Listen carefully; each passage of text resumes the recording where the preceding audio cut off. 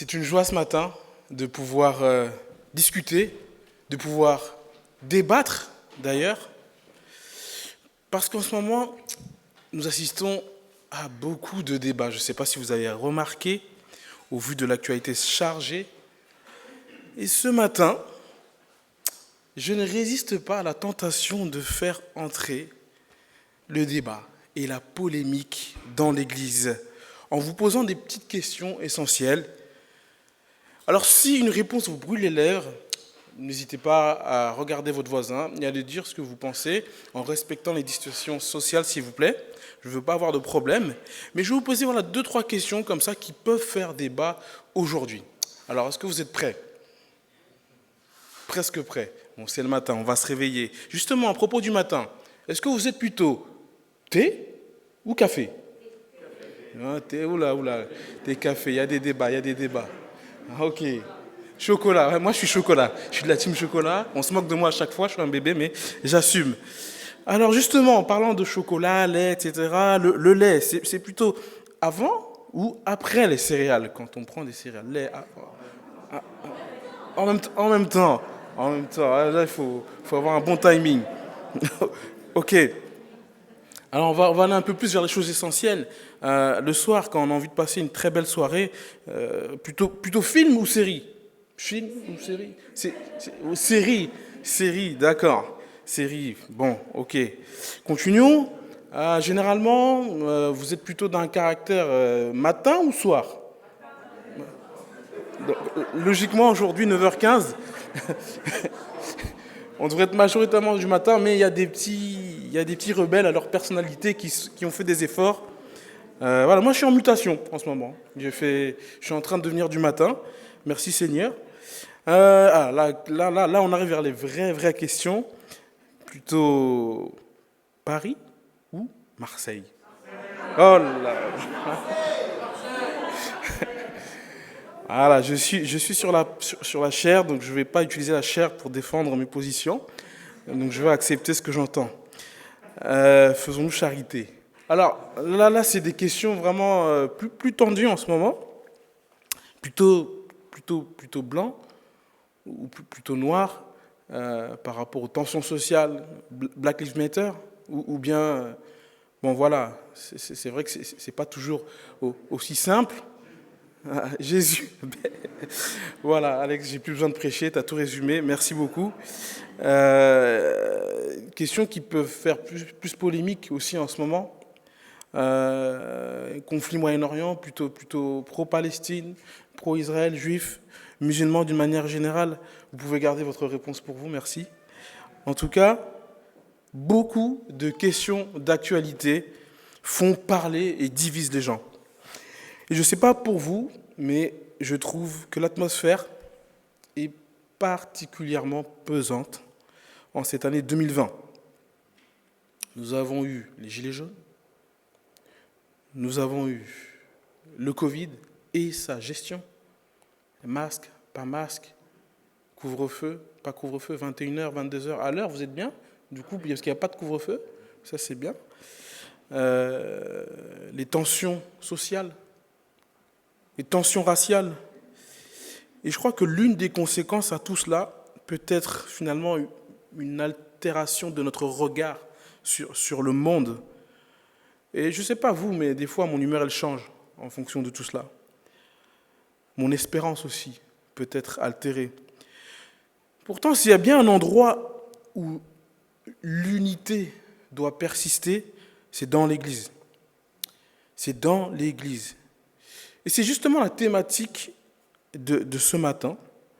Et bon, je ne suis pas fou, je ne vais pas répéter ce que Christophe a dit il y a 2 semaines, parce que je crois qu'il en a parlé sur l'unité de l'Église. En fait, nous étions à l'époque de Christophe dans la première partie d'Éphésiens, où c'était plutôt l'aspect théorique. Et aujourd'hui, on va voir en fait les applications de l'unité dans cette Église, dans l'Église universelle, dans notre Église. Alors nous sommes des êtres sensibles, avec notre humeur, et des contextes peuvent nous influencer, peuvent changer nos états d'âme. Et j'en parlais justement avec un ami, on se dit, mais des fois c'est difficile lorsqu'on est dans une atmosphère négative de rester positif. Lorsqu'on est par exemple au travail dans une équipe où c'est toxique, je ne sais pas si, mais moi j'ai vraiment des difficultés à rester joyeux, quoi. Je peux être vraiment imprégné de l'ambiance. Et de manière beaucoup plus pratique, hein, les parents, vous pouvez me comprendre, je me posais une question, lorsque un enfant se met à crier, pourquoi est-ce qu'on crie en retour, nous les parents? Est-ce qu'on n'est pas aussi influencé D'ailleurs, la vraie question, c'est finalement qui influence qui? Est-ce que c'est les parents qui crient, et donc les enfants crient aussi? Ou est-ce que c'est l'inverse?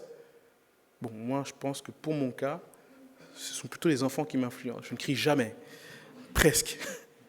Mais c'est une bonne question. On est vraiment influencé par notre environnement, et nous sommes dans le monde du lundi au samedi. Il n'est donc pas surprenant de voir des habitudes du monde s'immiscer dans l'Église. Dieu le sait, et c'est pour ça qu'il a inspiré Paul à nous encourager, à encourager les chrétiens d'Éphèse à conserver l'unité. Alors, quels sont les efforts que l'Église doit fournir pour conserver l'unité? Quels réflexes doivent adopter les croyants d'une Église pour vivre l'unité? Et chers amis, l'unité, c'est une grâce. Je ne sais pas si vous avez vécu des tensions ou des divisions, notamment dans une église, il vaut mieux éviter cela. Et si nous avons la chance d'avoir l'unité, c'est une grâce qu'il nous faut préserver, mais notre vision aussi peut être altérée par l'amertume, par la déception. Nous avons un devoir. Nous avons un devoir qui est de veiller à ce que personne ne passe à côté de cette grâce, la grâce de Dieu. Qu'aucune racine d'amertume ne pousse et ne cause du trouble en empoisonnant plusieurs d'entre vous. Notre manière de regarder va impacter nos actions. Si mes yeux, si mon cœur est plein d'amertume, il sera difficile pour moi de préserver la paix. Alors ce matin, nous allons renouveler nos regards sur ce que Dieu nous donne de vivre ensemble. Et je vous proposerai 3 perspectives en ligne de mire que nous livre justement la première moitié du chapitre 4 d'Éphésiens. Premièrement, je vous invite à regarder d'où nous venons. Parce que c'est cela qui peut être une source de reconnaissance. Ensuite, nous allons regarder ce qui nous rassemble. Et je crois que c'est un objet vraiment de célébration ce matin. Enfin, nous allons regarder non pas à nous, mais aux autres, en essayant de discerner quelles aptitudes ont ceux qui m'entourent. Et je crois que là, il y a un enjeu de valorisation. Premier point, regardons d'où nous venons. Alors, dans le Nouveau Testament, l'Église est souvent comparée à un corps. L'Église est souvent comparée à un corps.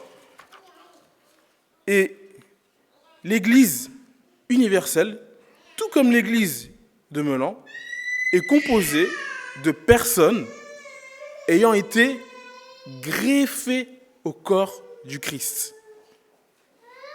Nous avons eu la chance d'être greffés au corps du Christ par l'œuvre de Jésus à la croix.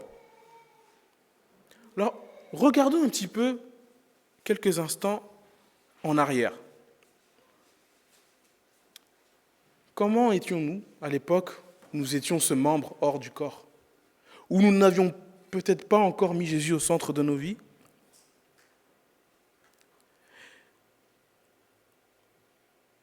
Je crois que des fois, nous avons vite l'habitude d'être aimés. Le confort d'être aimé, c'est finalement une habitude. Et est-ce qu'on se rappelle toujours finalement de cette grâce, de ce que l'on était lorsqu'on ne se sentait pas aimé et que tout d'un coup, nous vivons cette relation d'amour avec Jésus? Ça m'a fait penser à une époque aussi dans le passé que peut-être certains ont vécu, certaines personnes mariées. Est-ce que vous vous souvenez quand vous étiez célibataire? Certains oui, d'autres non. Moi, ça fait, je ne vais pas dire le nombre d'années, mais bon, une petite vingtaine, mais je me souviens, mais je ne me souviens plus en fait.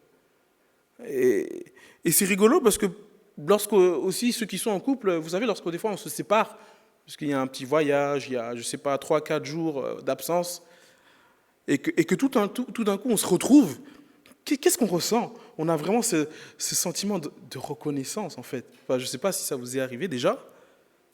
Et des fois la séparation fait que, mais oui, on se rend compte que, mais c'est une chance d'être aimé, de se sentir aimé. Et je pense que les célibataires pourront dire ce matin,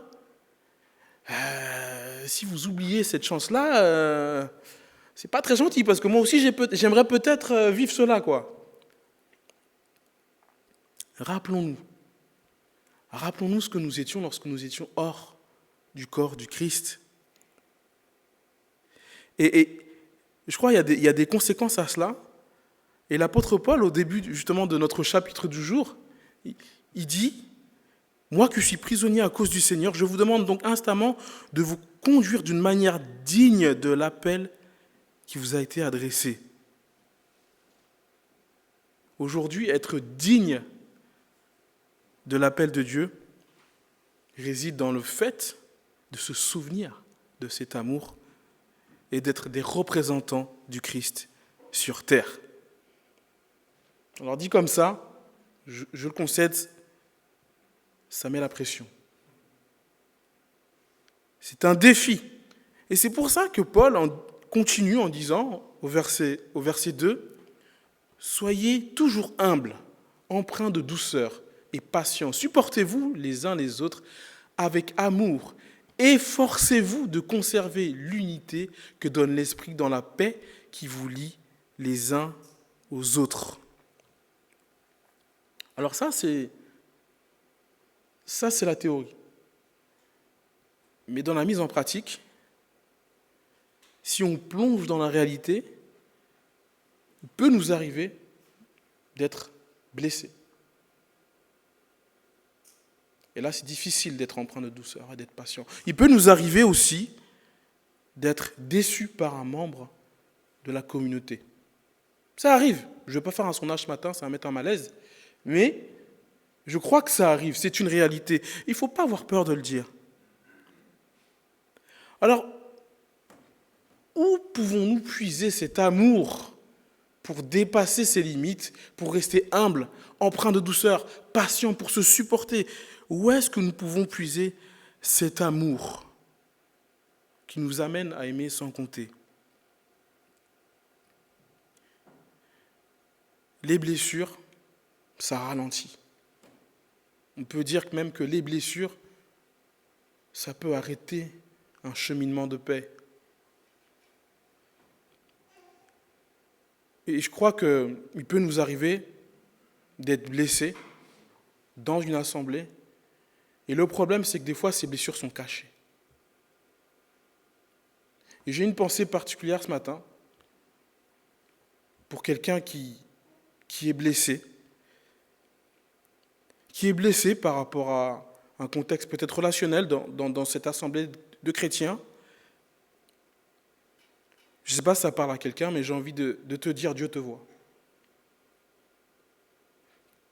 Dieu te voit. Tu te sens peut-être pas compris, seul, tu n'oses pas aller voir là où les personnes qui t'ont blessé, et tu caches cette vérité, mais Dieu te voit. Dieu te voit, et il est là avec son puits d'amour dans lequel tu peux puiser pour aller te libérer de cette blessure. Amen. En regardant dans le rétroviseur avec attention, je peux apercevoir qu'un jour, moi aussi j'ai reçu un amour illimité. Moi aussi, dans le passé, j'ai reçu l'amour d'une personne. C'est Jésus. Et il s'est donné pour que je vive avec lui. Alors, chers amis, si nous faisons des efforts dans l'amour les uns pour les autres, ce n'est pas pour être sauvés et aimés. Si nous nous efforçons, comme dit la parole, de conserver l'unité, c'est parce que nous avons été aimés. Nous nous efforçons et nous voulons nous rendre dignes de ce que nous avons été libérés dans notre passé. Et c'est en cela que nous pouvons travailler à notre unité. À la base, j'étais un membre exclu de la famille de Dieu, mais aujourd'hui, grâce à l'humilité, grâce à l'amour de Dieu, je suis adopté en tant qu'enfant de Dieu. Vous êtes adoptés en tant qu'enfant de Dieu. Alors mes amis, regardons dans notre passé, où toutes les fois où Dieu nous a relevés. Regarde dans ton passé où toutes les fois où Dieu t'a pardonné. Remercions-le par nos louanges comme nous l'avons fait tout à l'heure. Mais surtout, soyons dignes d'être ses représentants ici-bas et efforçons-nous de préserver l'unité dans notre assemblée. Car oui, c'est un effort. C'est un effort de rester unis. Alors, si on est invité à regarder ce qui nous rassemble, je me pose une question. Finalement, quelles sont les causes qui pourraient altérer l'unité d'une assemblée? Alors, il y aurait sûrement, je pense, des divergences d'opinion. On n'est pas tous d'accord sur les mêmes questions. Et souvent, c'est un peu les racines de conflits. Et dans une assemblée, il arrive parfois que des membres ne se comprennent pas. On parle français, mais je ne sais pas pourquoi, on ne se comprend pas. Et je peux citer au moins 3 facteurs qui peuvent provoquer cette incompréhension. Premièrement, la communication. C'est-à-dire qu'on parle français, oui, mais les mêmes mots n'ont pas la même signification pour tout le monde. Deuxièmement, on peut aussi ne pas être d'accord sur la gestion de questions de la vie quotidienne. Et comme on est amené à vivre ensemble, vous savez, on a tous nos habitudes de vie. Alors, ça peut être la ponctualité, la manière de gérer un repas, la manière de préparer le culte, je ne sais pas. Mais en tout cas, c'est des aspects de la vie quotidienne qui peuvent faire qu'on n'arrive pas trop à se comprendre. Enfin, un troisième facteur, il pourrait y en avoir d'autres, ça peut être justement ma place dans le groupe et comment est-ce que je gère le regard des autres. Le regard des autres dans une église peut amener des tensions. Et chers amis, en regardant l'actualité du moment, je dois relever un phénomène que nous vivons dans notre pays et dans notre Église qui peut accentuer les incompréhensions. Et c'est bizarre parce que ce domaine-là, il est tellement présent, notamment à Melan, mais bizarrement, on n'en a quasiment jamais parlé. Et ce phénomène, en fait, il s'agit tout simplement de l'interculturalité ethnique. L'interculturalité ethnique. Je précise ethnique parce que j'aurais pu parler de l'interculturalité spirituelle, différentes sensibilités spirituelles, les différences de culture émotionnelle, parce qu'on n'est pas tous formés de la même manière. Mais là, je vais plutôt focaliser mon propos sur l'aspect ethnique. Et d'ailleurs, je crois que c'est assez pertinent parce qu'à l'époque de l'apôtre Paul, les chrétiens étaient composés de diverses communautés ethniques. Juifs, non-juifs, grecs, etc. Regardez autour de vous. L'église de Melan est, pour ainsi dire, une église mixte. La mixité, j'en sais un peu quelque chose, c'est un magnifique témoignage et je rends grâce à Dieu pour cela, parce que c'est un privilège de cohabiter avec des gens d'origines différentes.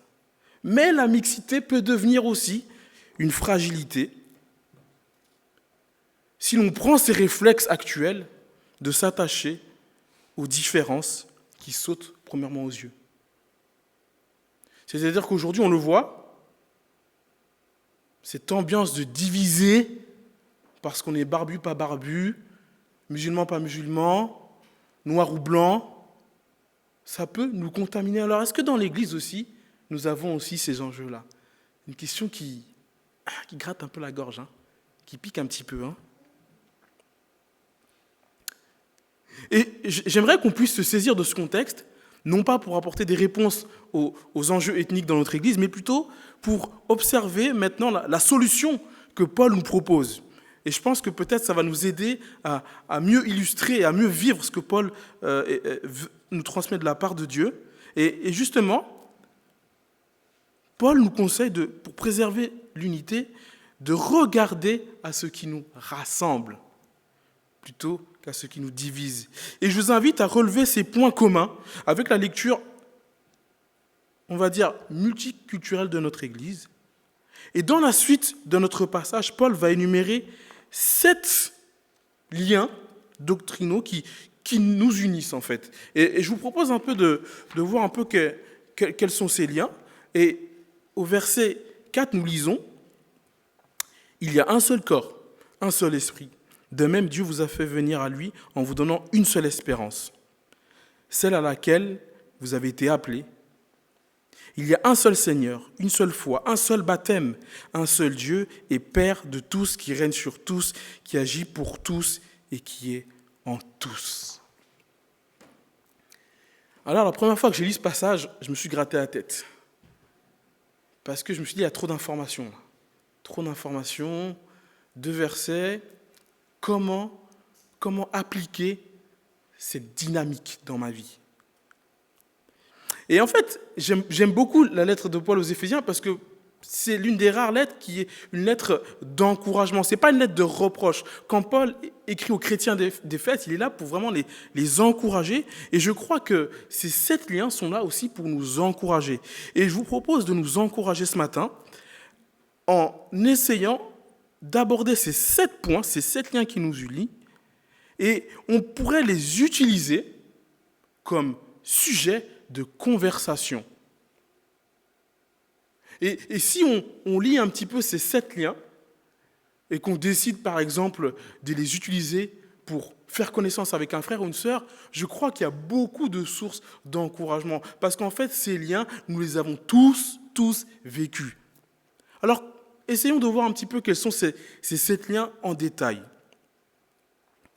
Et souvenons-nous, qu'avons-nous ressenti lorsque nous nous sommes sentis bien dans le corps du Christ qu'est l'Église? Souvenons-nous et parlons entre nous de ce sentiment spécial où nous avons compris que l'Esprit de Dieu nous avait envahis et que cela nous rattachait au corps. Partageons entre nous aussi également l'espérance. Parce que c'est cette espérance d'être avec le Christ un jour qui nous permet d'être un membre rattaché au corps. Ce corps, il a une tête. C'est notre Sauveur, Jésus-Christ.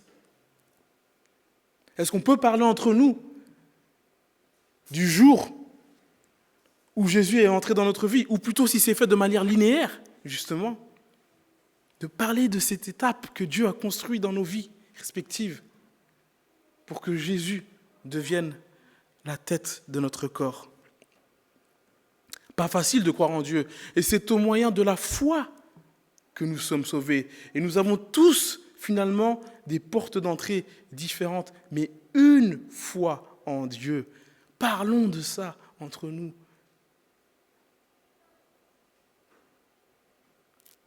Le baptême, là, je n'ai pas besoin de nous inviter à parler, puisque, en théorie, ceux qui se sont fait baptiser ici ont pu parler et raconter comment ils se sont sentis membres du corps de Dieu. Et le baptême, c'est ce petit marqueur révélateur, vous voyez, qui indique que oui, là, je peux attester. Je peux attester que je fais partie de la famille de Dieu. Est-ce que chacun se souvient de son jour de baptême, par exemple, pour ceux qui se sont fait baptiser? Est-ce qu'on peut en parler entre nous? Ça serait intéressant de parler des sensations. En tout cas, moi, je me souviens, l'eau tiède, c'était agréable, c'était bizarre, et c'était bon. Et on a peut-être tous vécu cette sensation, et ça nous unit. Enfin, nous avons tous le même Père. Ce Père qui nous porte, qui est souverain. Ça, nous avons le droit d'en parler tout le temps. Tout le temps. Quelle joie de se remémorer ce que Dieu a fait pour nous. Et parler de ces points communs en Église, entre frères et sœurs, consolide l'unité malgré notre diversité. Et le cloisonnement, chers amis, ce n'est pas dans la nature de Dieu. Puisque Dieu, vous le savez, est à la fois Père, Fils et Saint-Esprit. Et Dieu ne nous a pas fait différents par hasard. Il nous a créés à son image, c'est-à-dire unis dans la diversité. D'ailleurs, nos différences sont finalement aussi une force pour chacun d'entre nous, à condition que nous sachions reconnaître le meilleur chez l'autre. Et c'est la dernière partie de notre réflexion ce matin. Invitons-nous et regardons les aptitudes des autres. Ah, ça, c'est ma partie préférée. C'est ma partie préférée. Parce que, c'est vrai, on est tenté de se comparer. Ça, c'est inhérent à la vie de groupe. Pourtant, je pense qu'on peut être rassuré, puisque Dieu a prévu une place pour chacun. Et dans la suite de notre passage, nous lisons que c'est Dieu, c'est lui qui a fait don de certains comme apôtres, d'autres comme prophètes, d'autres comme prédicateurs de l'Évangile, et d'autres encore comparables à des bergers comme enseignants. Il a fait don de ces hommes pour que les membres du peuple saint, soient rendus aptes à accomplir leur service en vue de la construction du corps du Christ. Alors, est-ce que je vois autour de moi des prédicateurs, des prêcheurs, des gens qui savent se mettre au service? Est-ce que j'arrive à détecter autour de moi quelles sont les aptitudes de mes frères et sœurs? Pas facile. Parce qu'il faut que mon ego diminue pour voir les autres. Soyons toujours humbles, empreints de douceur et patients. Supportez-vous les uns les autres avec amour. J'aime beaucoup cette notion de supporter, dans le sens supporter. Je ne sais pas si vous me suivez. Et serait-il possible d'être supporter des uns des autres? Allez, Évariste, allez, Alex, allez, avec les écharpes et tout. Est-ce qu'on peut se supporter les uns les autres? Alors ce matin, je vous propose un petit test comme ça pour s'amuser. Je vais vous lire des descriptifs de profils, de personnalités. Je ne suis pas DRH de l'Église, mais voilà, c'est juste pour nous aider un petit peu à voir un peu quel type de personnalité il pourrait y avoir. Je vais vous lire ces profils et je vous invite à me dire à quel don spirituel cela correspond. Ok ? Je vais commencer par la première description. Ce n'est pas très difficile. Alors, il s'agit de la capacité de communiquer la parole de Dieu en public de façon inspirée, pour convaincre des non-croyants et pour stimuler et encourager les croyants. De quel don spirituel pourrait-il s'agir? Presque ça. Non, encore plus basique. Oui, prédicateur tout court. On peut parler d'un don d'enseignement. Ok? Don d'enseignement. Chacun a la photographie de ces qualités. J'enchaîne sur le deuxième profil. Là, il s'agit de la capacité à prendre soin des besoins spirituels d'un groupe et de les former à exercer un ministère. Ceux qui ont ce don aiment prendre soin du groupe dont ils sont responsables. Ils aiment prendre soin des gens. Berger, le don pastoral. Troisième profil. Il s'agit là de la capacité à communiquer la parole de Dieu aux non-croyants d'une façon positive et rassurante, la capacité de sentir des opportunités pour parler de Jésus et de les amener à y répondre. Les gens qui ont ce don sont très sensibles à ce que les non-croyants ressentent. Ils remarquent des choses, ils remarquent comment les gens se sentent à l'église. Il ne manque que rarement une opportunité. Ces personnes savent amener les conversations vers des choses spirituelles. Ah, c'est un peu plus précis, hein, le don d'évangéliser. Dernière capacité, elle me tient à cœur, parce que là on parle vraiment de dons très spirituels et en lien avec la parole. Là c'est autre chose. Il s'agit d'une capacité d'accueillir et de mettre les autres, en particulier ceux qui viennent d'arriver, à l'aise dans l'Église. Proposer un accueil chaleureux et adapté. On se sent à l'aise avec ces personnes, des personnes qui savent mener des conversations, qui savent faire sortir le meilleur de chacun. Elles permettent aux gens de parler d'eux-mêmes, ces personnes qui ont un don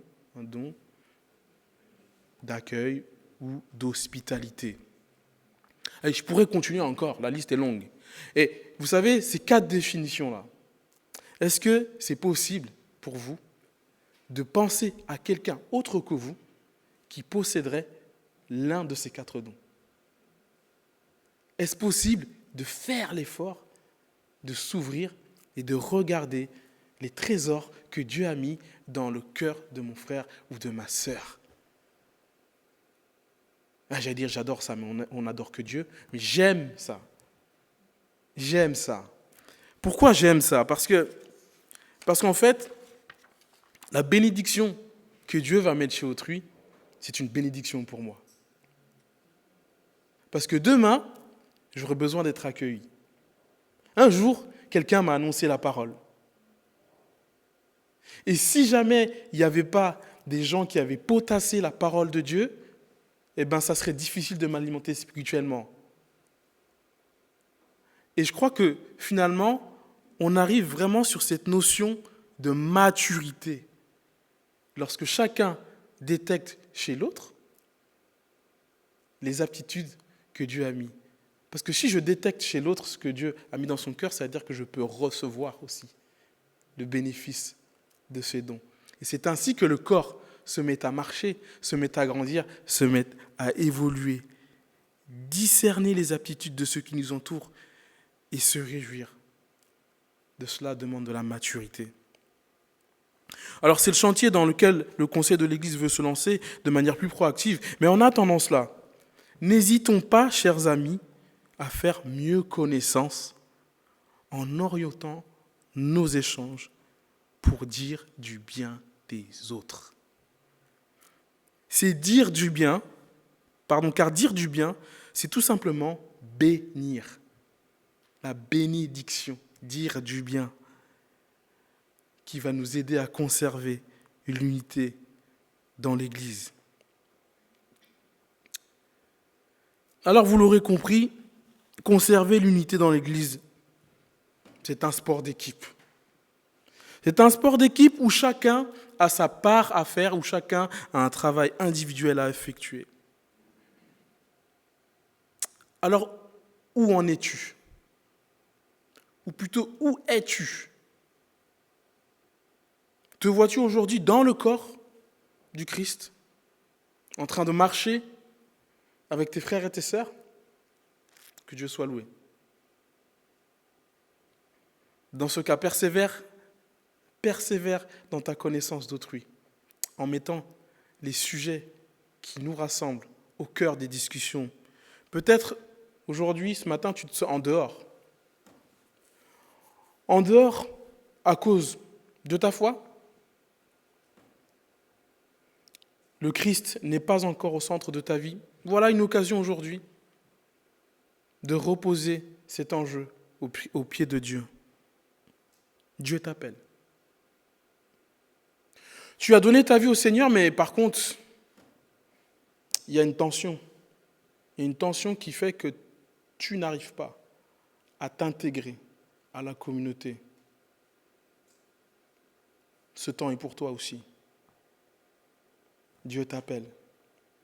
Et frères et sœurs, soyons attentifs à nos amis au bord de la route. Parce que nous avons cette possibilité de nous ramener les uns les autres au centre du corps du Christ.